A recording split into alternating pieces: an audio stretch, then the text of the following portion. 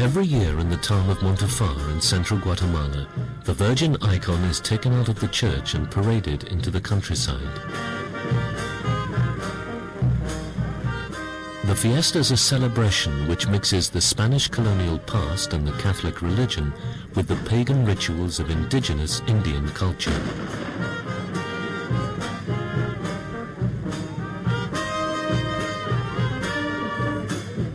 The dancing moros, a remnant of colonial Spain, symbolize good overcoming evil. For Cristina and René Juarez, it's one of the most exciting times of the year. Not only are they allowed to stay up late to watch the traditional fiesta, but there are also lots of new and exciting funfair rides to go on.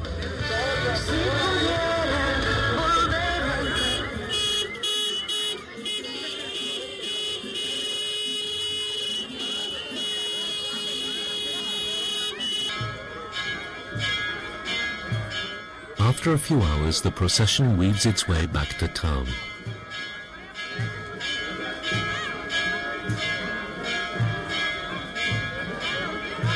And the Virgin icon is returned to her rightful place in the church.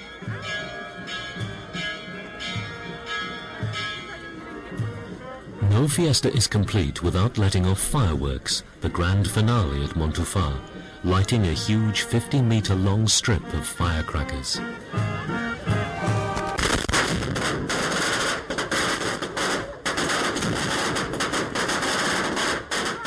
Exploding firecrackers are the climax of every celebration in Guatemala and throughout Central America.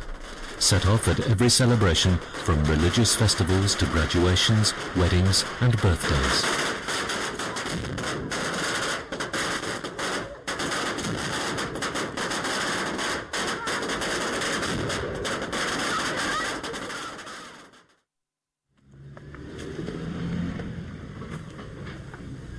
Cristina is 7 and her brother René is 9.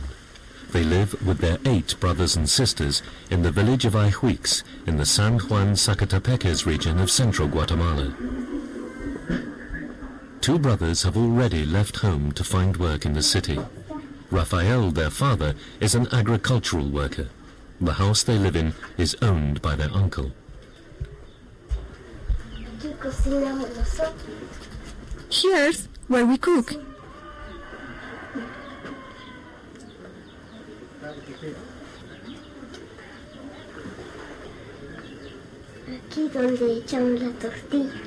Here's where we make tortillas. These are our dishes.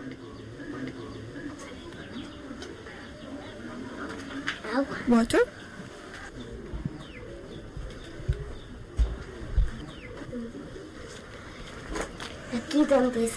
Here's where Mom and Dad sleep. And we sleep over there. This is the place. Who sleeps there? Me and my other sisters. My older sister and little Olga. This is the altar. It's where my father prays.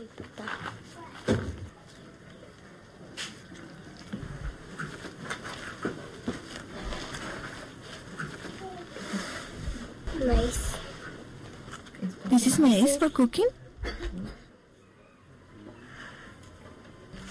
These are wicks to put into the firecrackers and make them catch fire.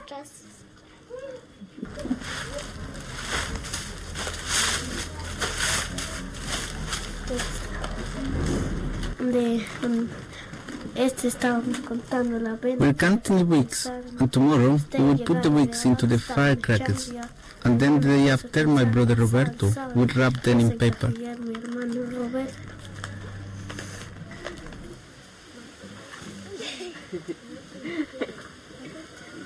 The 2 children make fireworks.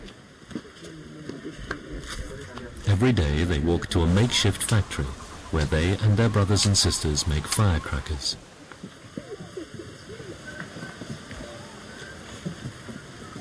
They work several hours a day. They have to. Rafael doesn't earn enough as a farm laborer to support them all, and when seasonal demand for fireworks is high, there's little chance of the children going to school. It's repetitive work, and often even crippling. I'm putting the wick into the tube, and I am about to finish the circle. It hurts my back when I work for 2 hours, and I work hard like this. My sister is doing the watching up and doing what moms tell her to do. I prefer doing this. In this region of Guatemala, nearly 4,000 children work making fireworks. Employed at home, they're quick to learn and are slow to complain.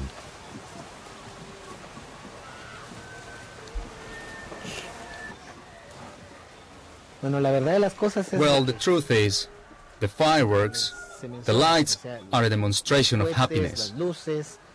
It's a way to express happiness, to express joy, to show that one is happy, that you are celebrating.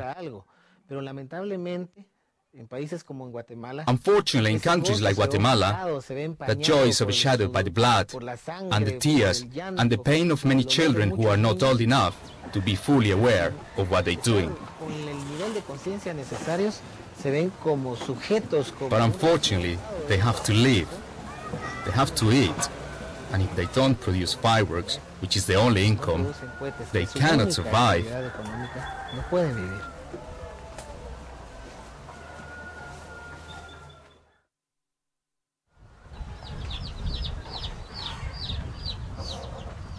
Renowned for its mountain ranges and extraordinary natural beauty, as well as its rich indigenous heritage, Guatemala has only recently emerged from 30 years of brutal civil war. Today, it's one of the poorest countries in Central America. Most people exist on subsistence farming, with over 80% of the population living on less than $2 a day. Here, just 2 hours' drive from the capital, Guatemala City, in the San Juan Zacatepeques region, the land is poor, and the main source of income for local families is through firework making. 8 out of every 10 families are outworkers, producing firecrackers at home. Once a week, a middleman visits families to drop off supplies and pick up the finished firecrackers.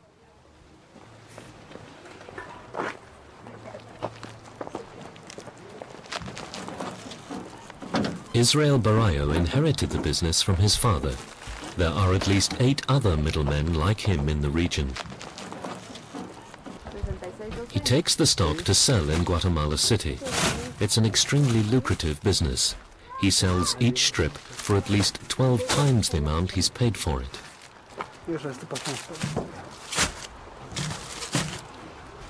And yet it's a highly labor-intensive production process.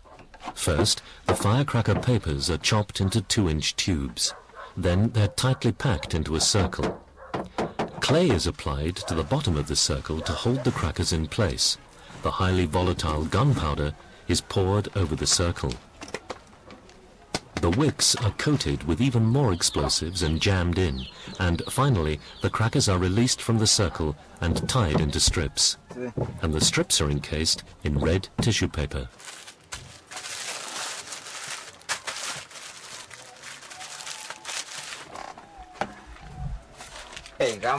We stick the label on, and then it's ready to sell. Each 1-meter strip contains 160 firecrackers. For this, the producer will be paid the equivalent of 50 cents.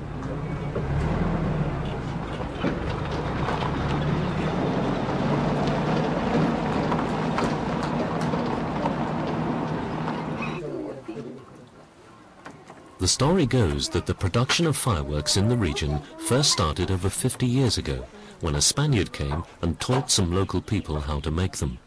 The first official factories were set up over 20 years ago.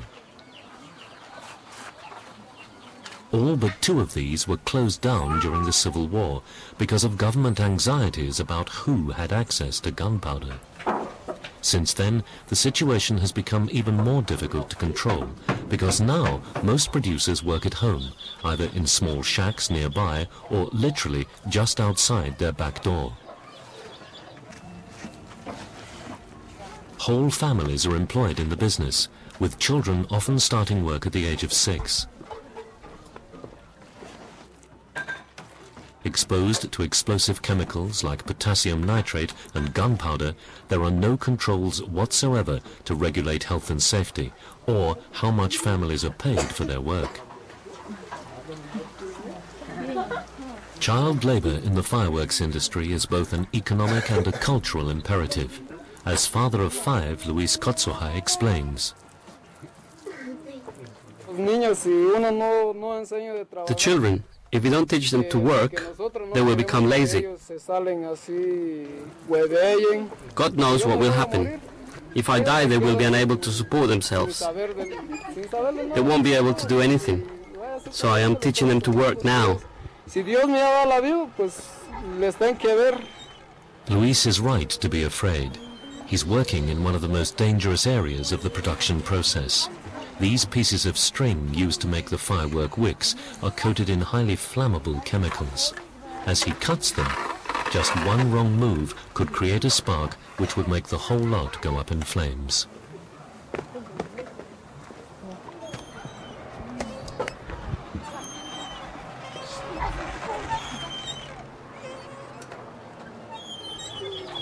Horrible accidents happen on a regular basis.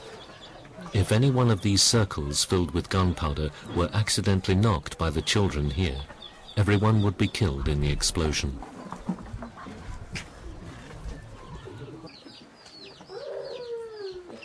Paula Camel and her family live around the corner from Renee and Christina's house.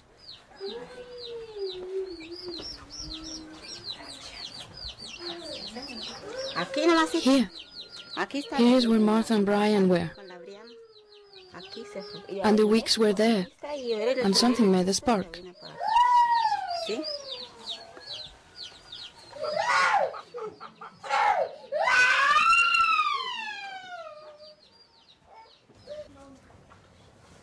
Marta and Brian were burned while playing with the same wicks that Christina and Renee have in their home. Marta is 6 years old. I'm devastated. It's been 15 days like this. She hasn't eaten or slept. Nothing. She's just like this. She screams at night. Every night she screams and cries, and so does her brother. We can't sleep either. My husband knows me. We just have to continue. What else are we going to do? If we work with baskets, they don't sell. That's why we're still working with this. And if there is no food, what are we going to do? It's a necessity.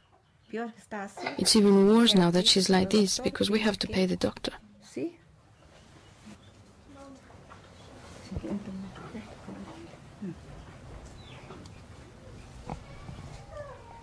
Every week, every fortnight, once a month, there's an accident. There's a child that suffers. Children are not aware of most of the movements they rely on. They're not aware of the danger they've been exposed to. The results can be as serious as death. The repetitive actions reduce the speed of their reaction. They become physically very slow when they're always doing the same thing.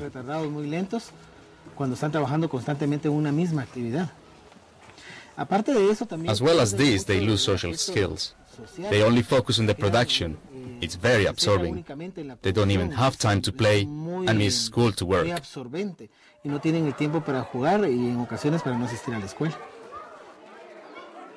So what can be done to change the situation? Currently, only 50% of the community knows how to read or write. Many children are kept at home to work. Boris and his colleagues are trying to encourage families to take out credit to expand or set up new businesses. The idea is that then they could make enough money to be able to send their children to school. At the end, when we provide them with credit, the people getting the money have to sign the commitment. They commit themselves that the children will go to school and that they will stop producing fireworks. When a child has a wealth of education, they have more chances to get a different job, an activity that won't be as dangerous as making fireworks. At the same time, we're trying to build up the capacities of the local people so that our country, Guatemala, can look forward to a better future with an educated workforce.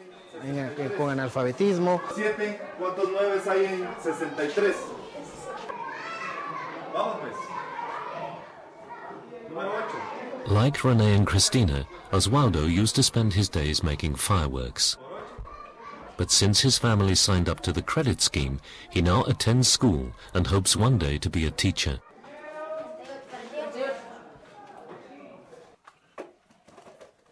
In his spare time, he and his brothers help their father in the tomato fields and their mother, Hortensia, making baskets.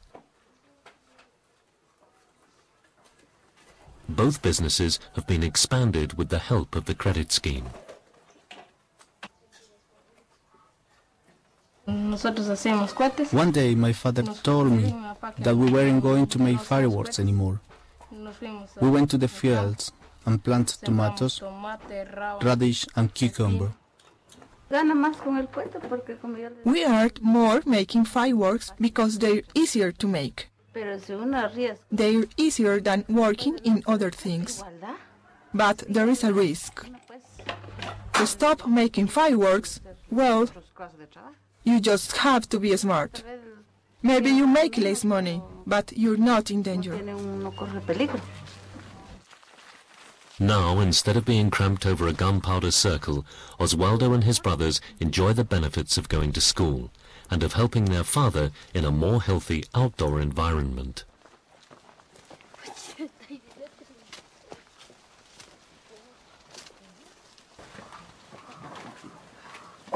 But what if you can't or don't want to do anything else? 24-year-old Timoteo has been working with fireworks since he was René's age. His brother, his father and their extended family of 18 all work in the business. They learned their craft in the old firework factories before they were closed down. Timoteo already has 4 children to support. He doesn't know any other work and doesn't see the economic sense of working in any other occupation. We usually do it at 6 o'clock in the morning. The most dangerous thing is filling them up, but that only takes an hour. This one is small, but if you lose concentration with one of the big ones, when you're filling it up and you drop it, it will cause a huge explosion. Even with this small quantity of gunpowder that I'm preparing here, it could destroy the wall. Yes, it's scary, but what else can we do? What can I do? I have to do it. There's nothing else. I only know how to make fireworks. I didn't go to school, and that's why I do it. Imagine that I work in the fields. I only earn 150 quetzales. I don't have the help of my wife, and 150 is not enough for the week. Here, instead, with my wife helping me, I get 200 a week.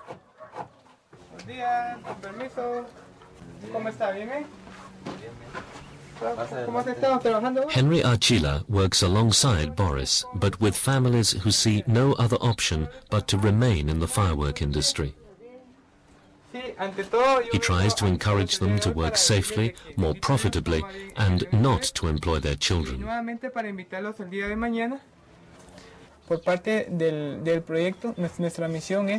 The project's key aim is to build a factory with all the minimum safety conditions so that they won't carry on working in their homes, with all the risks that involves. At the same time, we are looking for loans to provide them with some capital so that they can buy the materials and make more of a profit. As part of the project, we also need to find them contacts to sell the fireworks directly to, so that ultimately they can earn bigger incomes, and so they won't need to have their children working for them.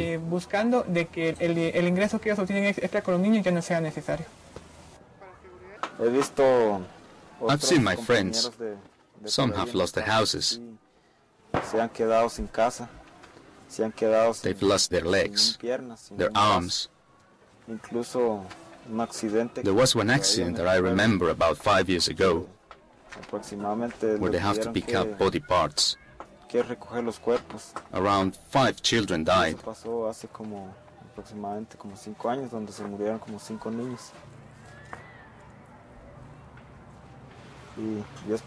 I really think that things will change with this factory.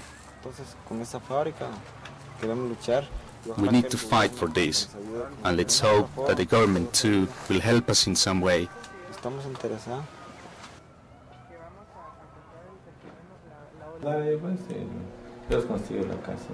The International Labour Organization works through affiliate organizations like ASI and Cominguat to address the problem. The ILO got involved in this as a response to a request from the government. We're working at different levels: political, legal, educational level, health level, and through community organizations, through encouraging new economic activities.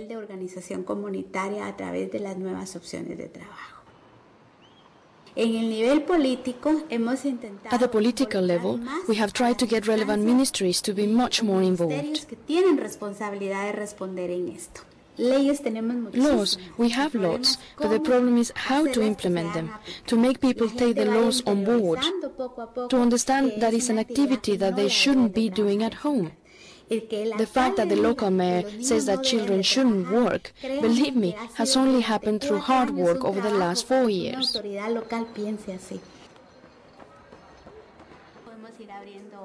The mayor of San Raimundo is now working with the ILO and its NGO partners to lobby for the new factory to be built and to secure greater investment in the region and the creation of new jobs. But he's worried about how realistic it is to think that Guatemala's government will help with policies and funding to support the project and ensure its long-term success. It's difficult in reality, because people in this government just don't seem to realize that this country needs to have a foundation to grow from. The difficult thing is that they think more of themselves and their personal wealth rather than the projects that will benefit the state.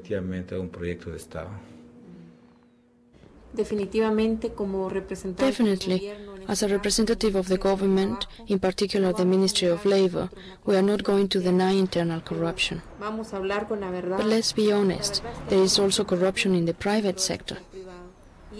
They are putting up barriers to stop the eradication of child labor, because they are not letting us collect the funds that the government needs to enforce these projects. Recaudar los fondos que el gobierno tendría que recaudar para poder impulsar proyectos. Pero necesitamos. We need resources. We need the class that has the money to help us by paying their taxes. Necesitamos que organismos de estados como. We need organizations from other countries with projects like the IPEC one to help us so that we can solve the problem. It's our people who don't have the money, especially the children, who suffer the most.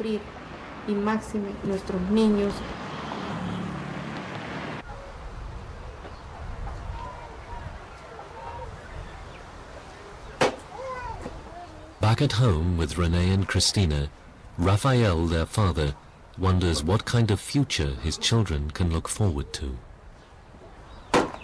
The